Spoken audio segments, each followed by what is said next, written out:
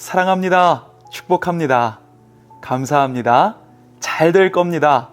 승리하세요.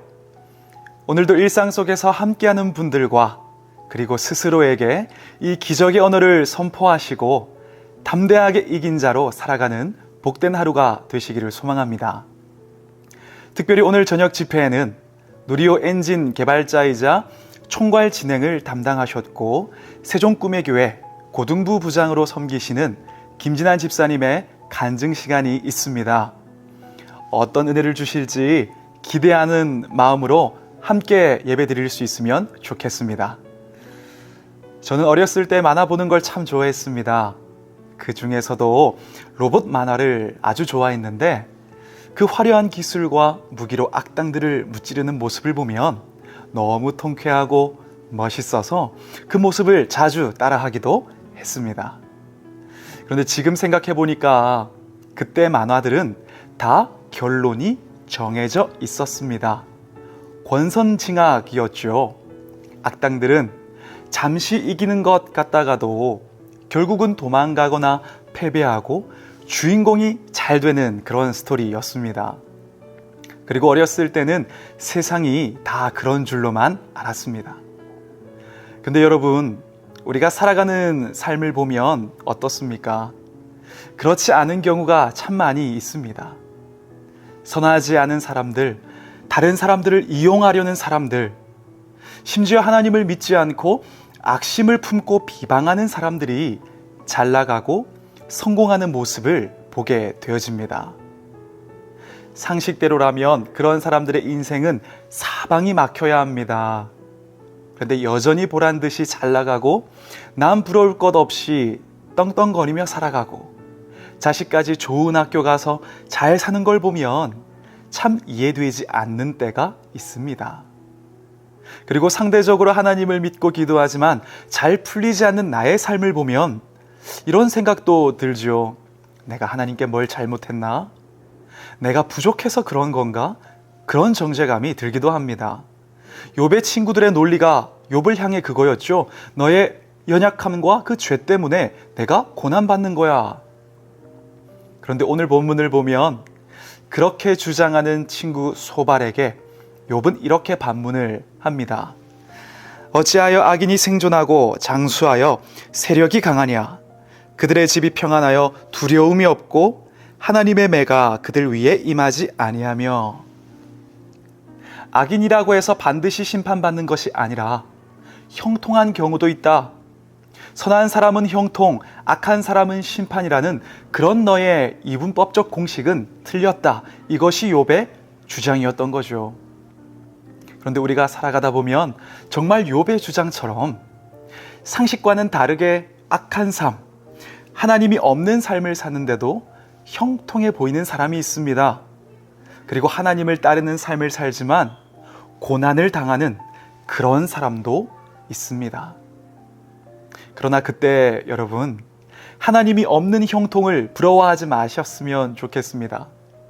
하나님 없이 높이 올라가는 건 마치 썩은 동아줄을 잡은 것과 똑같습니다. 지금은 높이 올라가고 사람들에게 부러움을 받을지는 몰라도 그 최종 결과는 이미 실패로 결정된 삶입니다. 만약 악한 계획과 행실로 부귀영화를 누리고 있다면 심판이 임하지 않은 것이 아닙니다. 단지 아직 심판이 임하지 않은 것뿐입니다. 공평하신 하나님, 의로우신 공의의 하나님은 반드시 하나님의 때에 그 모든 일을 심판하십니다. 우리가 함께 기억하면 좋겠습니다. 하나님 없이 잘 되는 건 잘 되는 게 아닙니다. 죄가 가깝다면, 그리고 하나님과 멀어졌다면 잘 되고 있어도 이미 형통하지 않는 삶, 실패를 준비하는 그런 삶을 살고 있는 것이고요. 그리고 혹 하나님을 신뢰하며 기도했는데 생각처럼 잘 풀리지 않고 여전히 답답하다면 그렇다면 안 되고 있어도 안 되는 것이 아닙니다.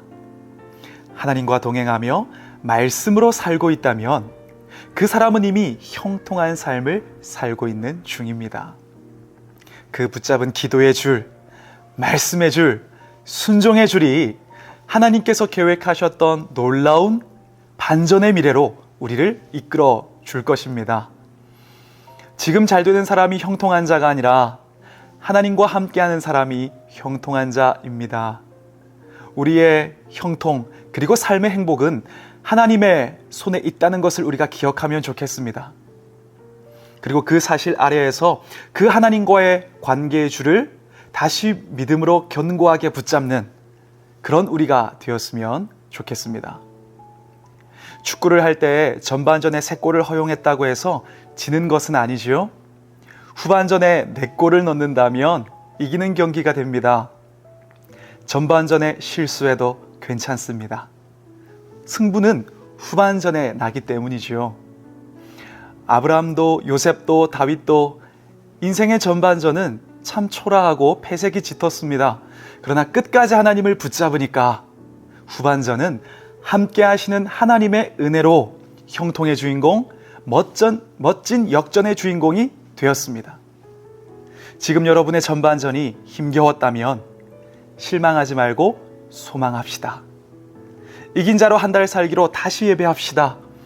하나님께서 일하실 후반전이 있습니다. 그 하나님을 신뢰하며 오늘도 이긴 자로 담대하게 살아가는 여러분 되시기를 소망하고 축복합니다.